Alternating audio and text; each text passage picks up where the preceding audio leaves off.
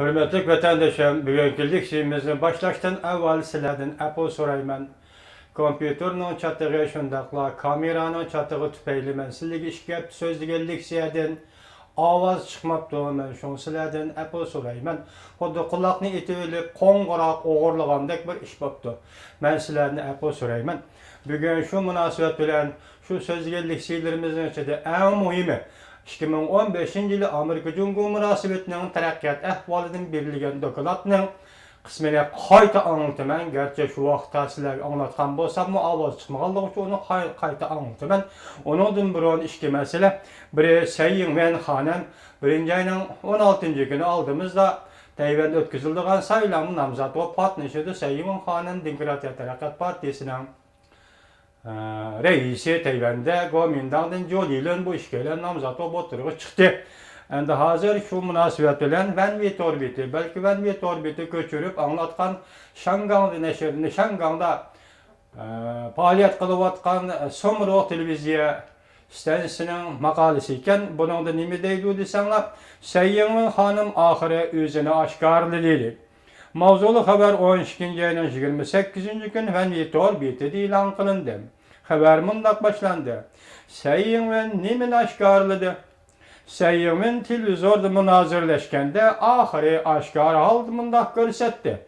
92-ci yili ortaq tonuş, 92-ci yili birlik kelgan ortaq tonuş Tayvan'ın birden-bir tallışı emas. Ondaqda nemi gerek Sayyin hanım qadaydı haberde. Lekin Jungo'nun ene kaldı hazırgıca. 92-ci yildeki ortaq tonuşta çıng turup geldi. Jungo Tayvan oturusigi tinchlikning asası hul teşiği muşu ortaq tonuş dep geldi. Bunundan vaz keçishki bolmaydı dep geldi. Undaq bolmaydı eken Tayvan'da yer tevreydi. Demek bu Jungo'nun papazısı işletken papazısı Tayvan'da yer tevreydi. Degen sözünü Jungo tekrarlap geldi.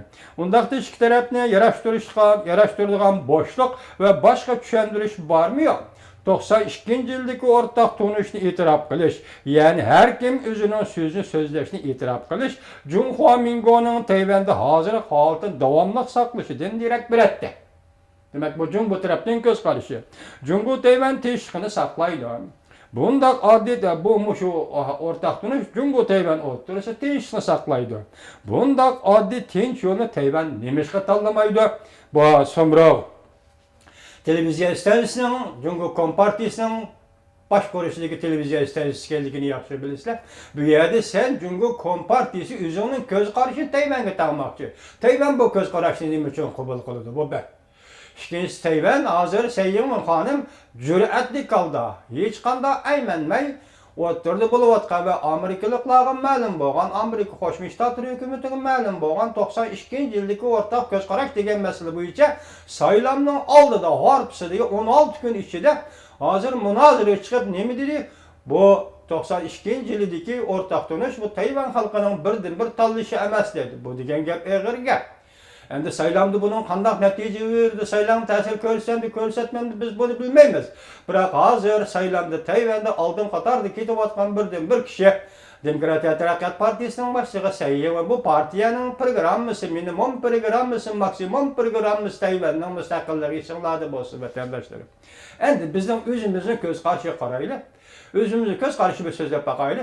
Tayvan meselesi neme mesele? Jungo territoriyası emas mı? Bu degen gap bu xalqarada aqmamdı bu ikinci gap. Tayvan meselesi degen mesele Jungo üçün mavcut emas. Hazır Jungo üçün buluvatqan mesele Kuomintang partiyasining Kompartiya oturusigi mesele. Bu nemish Tayvan meselesi degen bu devlet territoriya meselesi chetilib qoladi. Xitoy nima demoqchi? Bu ikki partiya oturushi denlar qilsam bo'ldi. Tayvanga aloqasiz ish bu. Qani saylamda 1-ayning 16-kuni qolgan natijalarini shu vaqtda ko'ramiz vatandoshlar.